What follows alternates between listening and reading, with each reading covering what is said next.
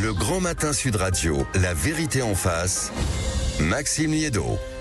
0826 300 300, on est en direct jusqu'à 10h avec vous, amis auditeurs, et vous participez, vous interagissez, vous commentez, vous analysez et vous connaissez le chemin du studio. 0826 300 300, notamment pour cette question que l'on vous pose concernant en réalité les débats économiques naturellement qui sont visiblement à la mode en ce moment. Ça passe à l'Assemblée nationale, au Sénat, impôts, retraite, tous ces débats-là. Est-ce qu'il faut passer, je cite, un coup de Karcher fiscal? C'est en tout cas le propos de certains sénateurs en coulisses et je suis ravi d'en parler avec Amaury Brelet. Bonjour. Bonjour. Rédacteur en chef du côté de Valeurs Actuelles. Le numéro cette semaine, c'est de Valeurs Actuelles que vous pouvez trouver en site et sur le kiosque. La nouvelle mafia, ces gangs sortis des cités pour imposer leurs lois. Et bonjour Gilles Raveau.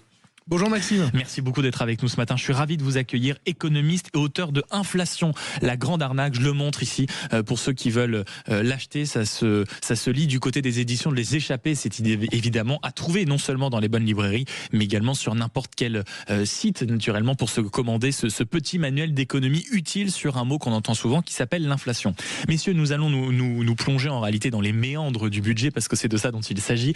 On a vu que en réalité, on a voté la suspension de la réforme des retraites, on a augmenté une hausse de la CSG sur, on va dire, certaines petites épargnes des Français, on n'a pas voulu faire les économies prévues par le gouvernement, et en réalité, il y a aussi, même, en tout cas pour faire des économies, cette question de la prime de Noël. J'aimerais qu'on commence par ça, parce que depuis tout à l'heure, au 0826 300 300, le standard explose, le camarade Manu a son casque sur les oreilles et ça surchauffe.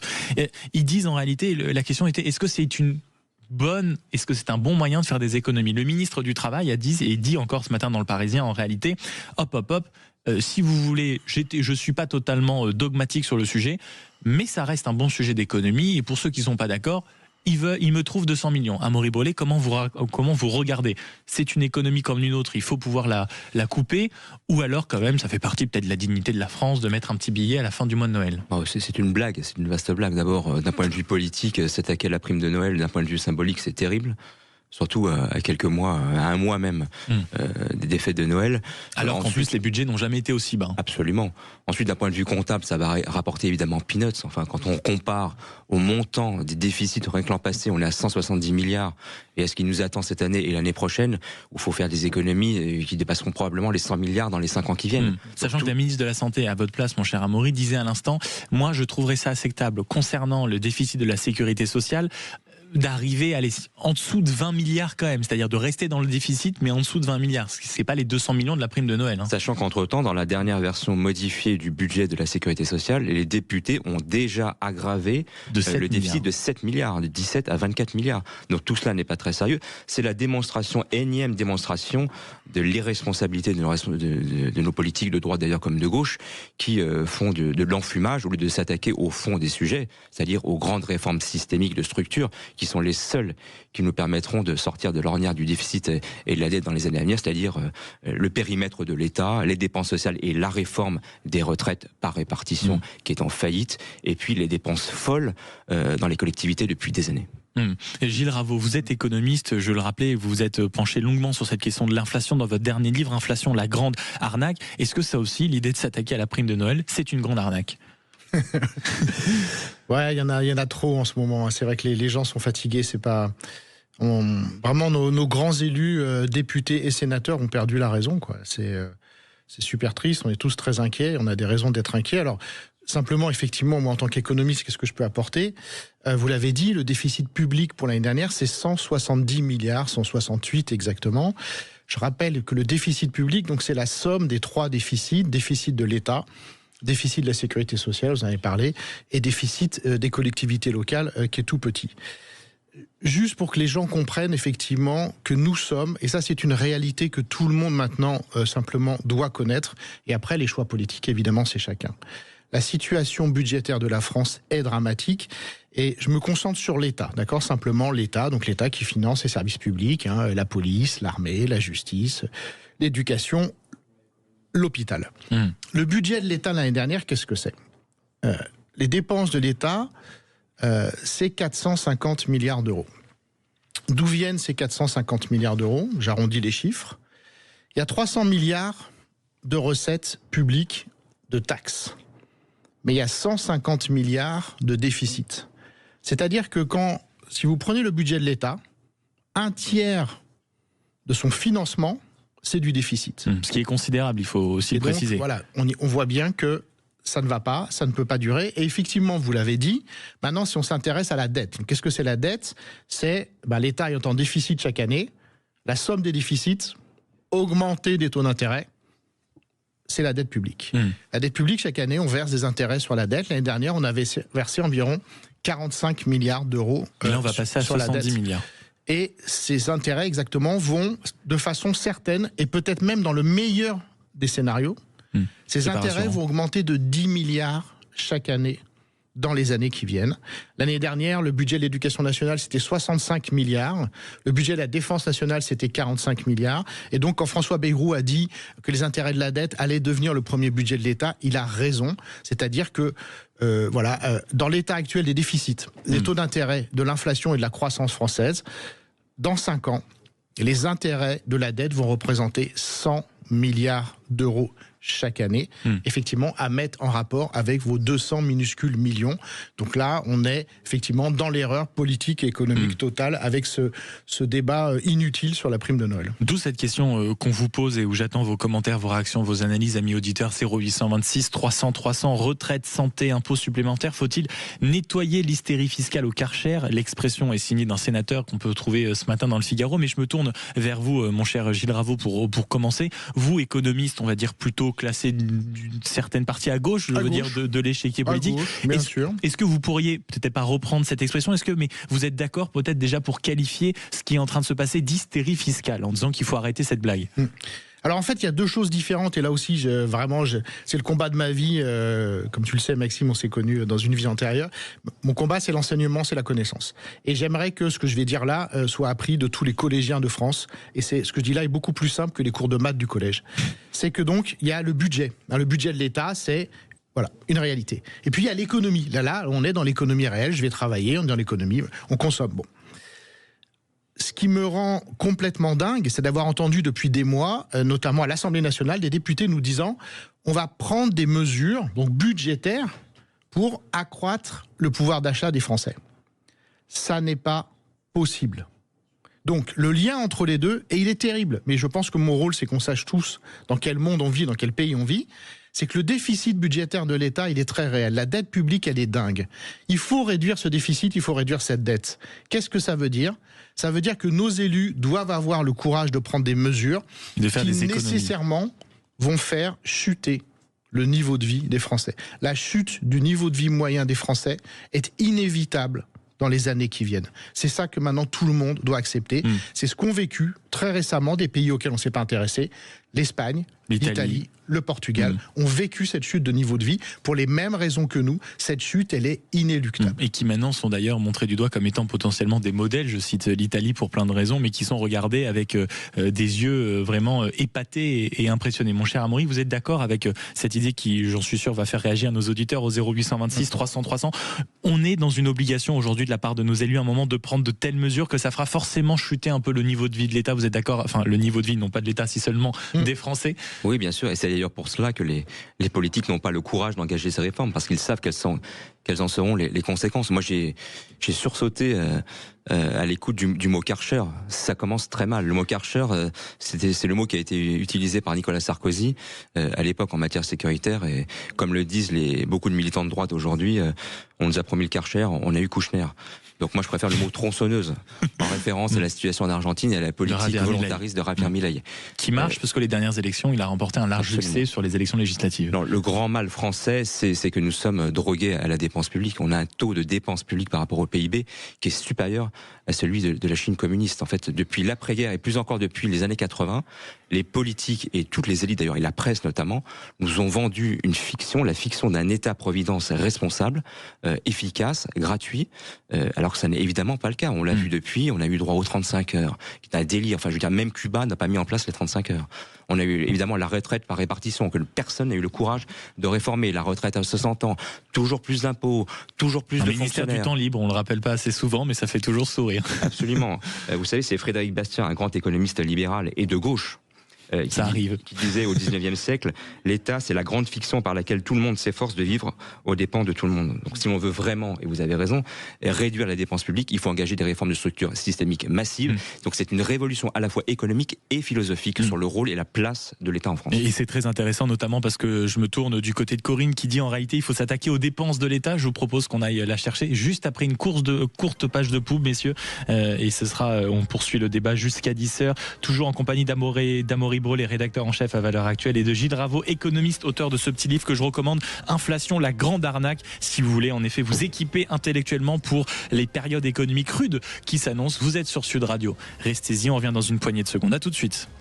Le Grand Matin Sud Radio, la vérité en face, Maxime Liédot. 0826 300 300 camarades auditeurs, on est ensemble jusqu'à 10h et vous nous appelez, vous participez à la conversation, toujours en compagnie d'Amaury Brelet, rédacteur en chef à Valeurs Actuelles. Je rappelle la une de ce magazine hebdomadaire que vous pouvez trouver bien sûr sur le site et en kiosque, c'est Valeurs Actuelles. Les nouvelles mafias, ces gangs qui ont décidé de faire leur loi et qui sont venus des cités. Et Gilles Raveau, économiste, merci d'être avec nous. Votre dernier livre, Inflation, la grande arnaque, petit manuel d'économie pour ceux qui veulent s'emparer de ce sujet, pas petit d'ailleurs, mais manuel d'économie. Ça se déroule et ça se lit du côté des éditions Les Échappés. On était en train d'avoir cette discussion sur la nécessité à un moment de passer le Karcher budgétaire et on va la poursuivre. Je vous propose simplement d'aller au standard au 0826 300 300 et d'écouter Corinne. Bonjour ma chère Corinne. Bonjour. Merci beaucoup. Oh là là, mais des voix joyeuses et enthousiastes depuis ce matin. Mais comment vous faites? Comment allez-vous, ma chère Corinne? On habite dans le sud, ça aide. Mais oui, oui. Vous êtes une femme de goût, je n'en doutais pas, ma chère Corinne. Comment vous regardez le débat qu'on est en train d'avoir depuis une petite vingtaine de minutes avec mes compères? Ça m'épuise en fait d'entendre toujours la même chose. Et moi, je pense que en fait, c'est le budget de l'État qu'il faudrait passer au Karcher déjà pour commencer, parce que en fait, il y en a vraiment marre. Je pense les gens ne peuvent plus entendre qu'il faut faire des économies. C'est un fait, je pense. Ça, il n'y a pas de sujet là-dessus. Mais qui commencent par eux, en fait, parce que effectivement, ils ne touchent jamais, ni à leur émolument, ni à leur prime de je ne sais quoi et je ne sais quoi. Et en fait, là, ils en sont à retirer la prime de Noël. Enfin, c'est honteux, quoi. En fait, c'est honteux. Et donc, vous rejoignez totalement l'expression, même si, comme le rappelait à l'instant Amaury Brelet, elle a peut-être été un moment un tout petit peu dévoyée par Nicolas Sarkozy qui avait promis le Karcher. On a eu Kouchner, très bon jeu de mots au passage. Mais vous, quand même, vous seriez plutôt favorable à cette idée, à un moment de faire un gros tri, on va dire, dans les dépenses de l'État. Il y a probablement on est dans une situation catastrophique, ça, je pense que tout le monde l'a bien compris. Sauf qu'en fait, on demande toujours aux mêmes de faire des efforts, c'est-à-dire les gens qui sont déjà, excusez-moi du terme, dans la merde en fait. Donc quand votre économiste disait qu'effectivement il allait falloir se préparer à ce que notre niveau de vie baisse, mais en fait c'est quoi la prochaine étape? Parce qu'on est déjà dans un niveau de vie qui est très très bas. Enfin, avec un SMIC, on ne peut pas vivre, on ne peut pas payer de loyer, tout a augmenté, etc. Donc en fait, comment on fait? En fait, vous savez, je vous propose, Corinne, de rester avec nous et Gilles Raveau, qui vous écoute attentivement, qui a même pris quelques notes pendant votre intervention, ma chère Corinne, va vous répondre et on poursuit le débat. Je vous remercie beaucoup de nous avoir appelés. Je vous souhaite une très très belle journée du côté du Sud, ma chère Corinne. Merci d'être fidèle à Sud Radio. Mon cher Gilles. Une autre chose qu'on devrait apprendre à l'école, qui est factuelle, c'est que la majorité d'entre nous sommes des bénéficiaires nets de l'État et de la sécurité sociale. Donc je répète, quand on prend en compte, il y a des travaux de l'INSEE très précis sur le sujet, quand on prend en compte tous les impôts, les cotisations sociales qu'on verse et ce qu'on reçoit en service public, évidemment que l'État est énorme en France et l'argent, il va quelque part. Ce que je répète toujours aussi à mes étudiants, une dépense publique, c'est une recette privée. Lorsque l'État, la sécurité sociale dépense de l'argent, c'est forcément un particulier, une famille ou une entreprise qui touche cet argent. Et donc comment ça marche? C'est notamment la gratuité des services publics. Votre enfant est au collège, c'est 8 000 € par an pour l'État. Au lycée, c'est 10 000 €. À l'université, c'est 12 000 €. Donc je répète, 60% des habitants de France reçoivent plus en prestations sociales, allocations familiales, services publics, santé, éducation qu'on paye. Donc voilà. Non mais il y a un autre truc. C'est un chiffre à remettre en perspective. J'écoutais le début de l'émission, on l'entend beaucoup. Je voulais simplement rappeler ce fait parce que là c'est la honte des économies. Je le dis, c'est une très grande découverte toute bête qu'on a fait depuis seulement 1 an ou 2.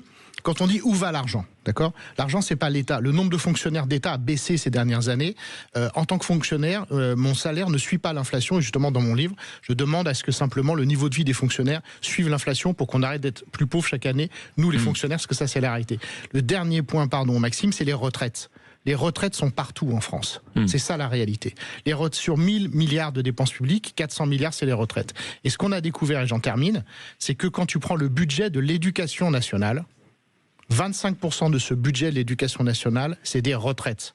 C'est pas des retraites des profs, c'est des retraites d'anciens agents publics qui éventuellement sont maintenant des entreprises privées qui ont été privatisées. Donc je répète, dans le budget de l'éducation nationale, un quart de ce budget ne sert pas à financer les écoles, les collèges et les lycées, il part dans les retraites. Les retraites sont partout dans les comptes publics en France. Donc quand les gens disent où va l'argent, la réponse elle est très claire. Dans les retraites. Une participation et réponse peut-être d'Amaury Brelet avant qu'on aille chercher Sandra également du côté du téléphone sur le poids des retraites et sur au bout d'un moment peut-être l'idée des fonctionnaires et de tout ce que vient de développer comme idée Gilles Raveau. C'est une évidence, oui, les retraites depuis déjà plusieurs années tirent vers le haut massivement le niveau de la dépense publique en France. Cela dit, pour en rester à l'État, je crois qu'il faut quand même en revenir au périmètre de l'État. On évoquait le nombre de fonctionnaires. L'emploi public a progressé de 23% depuis 1997, soit plus d'1 million de fonctionnaires en plus, alors que les effectifs dans le secteur privé ont augmenté de seulement 18%, et dans la population n'a augmenté que de 14%. En 2023, le nombre de fonctionnaires continuait à augmenter de plus de 62 000, donc c'est une spirale infernale. Et quand on compare à nos voisins européens, on a 1 million de fonctionnaires en plus par rapport à la moyenne européenne, et on a même, à population égale, 3,4 millions de fonctionnaires en plus par rapport à l'Allemagne, qui n'est pas un pays du tiers-monde. Non, ça c'est sur 0826 300 300. Bonjour ma chère Sandra. Bonjour Maxime. Merci beaucoup d'être avec nous ce matin. Comment allez-vous ? Très bien. Très bien. Très bien quand je coupe la télé, les infos. Ah oui, c'est bon. Heureusement, vous ne coupez pas Sud Radio et ça, je vous en remercie, ma chère Sandra. Non. Mais c'est pour ça que je vous remercie. Comment vous regardez, vous le débat qui nous anime actuellement en réalité sur cette idée, au bout d'un moment, peut-être de faire une grosse tri dans les dépenses de l'État ? Vous nous rejoignez ? Alors oui, le Karcher budgétaire, c'est toujours. Enfin moi, ce qui m'agace, c'est toutes ces petites phrases, ces petits mots. C'est pas. On attend autre chose quand même d'hommes politiques. On arrive à un moment là, on est saoulé par ces expressions. C'est des punchlines, hein, on le sait très bien, mais ça suffit en fait. Moi, je veux des actions. C'est-à-dire que je suis pas forcément défavorable à revoir les primes que la CAF verse pour un oui ou pour un non.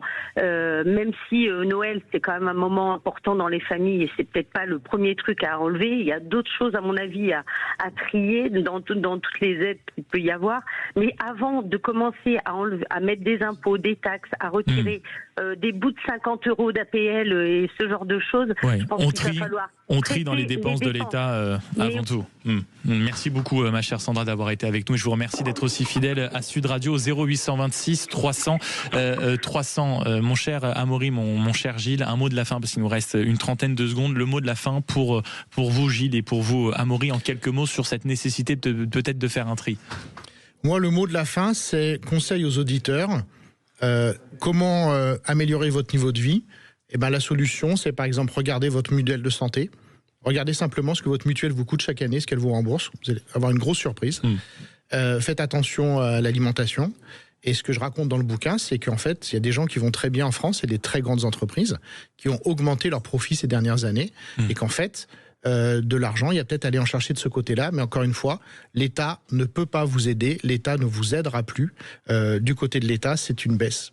Gilles Raveau, le bouquin, en effet, la grande arnaque que vous signez aux éditions Les Échappés. Amaury Brelet, le mot de la fin. Oui, nos responsables politiques de droite comme de gauche ont un devoir de vérité envers les Français. On ne peut pas raconter à longueur de journée que le problème en France, c'est un problème de recettes, c'est un problème de dépenses. Et merci à tous ces économistes comme vous qui faites un véritable travail de pédagogie auprès des Français pour leur expliquer comment fonctionne l'économie. Et accessoirement d'honnêteté intellectuelle aussi. Absolument. Merci beaucoup, mon cher Amaury Brelet, rédacteur en chef à Valeurs Actuelles. Je rappelle le numéro Valeurs Actuelles, la nouvelle mafia, ces gangs sortis des cités pour imposer leurs lois en kiosque, dans les bureaux de tabac bien sûr, et également sur le site internet. Vous avez été nombreux à nous appeler au 0826 300 300, mais également nombreux à jouer au 7 20 18 avec l'envoi d'un mot magique, le mot Sud. Bonjour mon cher Stéphane. Bonjour Maxime, bonjour Sud Radio. Mais merci beaucoup d'être avec nous ce matin. Comment ça va? J'imagine bien. Ah ben très bien même. Mais alors si ça va bien, vous allez aller super bien mon cher Stéphane, parce que grâce à Lagrange Vacances, vous allez pouvoir vous offrir un petit séjour dans des établissements 3 ou 4 étoiles, que ce soit à la montagne, à la mer, que ce soit à la campagne, mais bref, en famille, entre amis, vous allez choisir. Mon cher Stéphane, le séjour est pour vous, félicitations. Merci beaucoup Sud Radio. Merci Vraiment, à vous. merci. Et merci de rester fidèle à Sud Radio et surtout profiter de ces vacances autant que possible, mon cher Stéphane. Merci beaucoup d'avoir été aussi nombreux à vous appeler au 0826 300 300. Je remercie le camarade Manu dont le casque a chauffé ce matin en répondant à vos appels. Je remercie également le camarade John à la réalisation. De mon côté, j'ai le plaisir de vous retrouver demain dès 6h jusqu'à 10h en direct. Et en attendant, je vous souhaite une très belle matinée sur Sud Radio. Dans un instant, c'est la camarade Valérie Expert et son équipe de duellistes que vous retrouvez pour débattre de l'actualité du jour. Très belle matinée sur Sud Radio.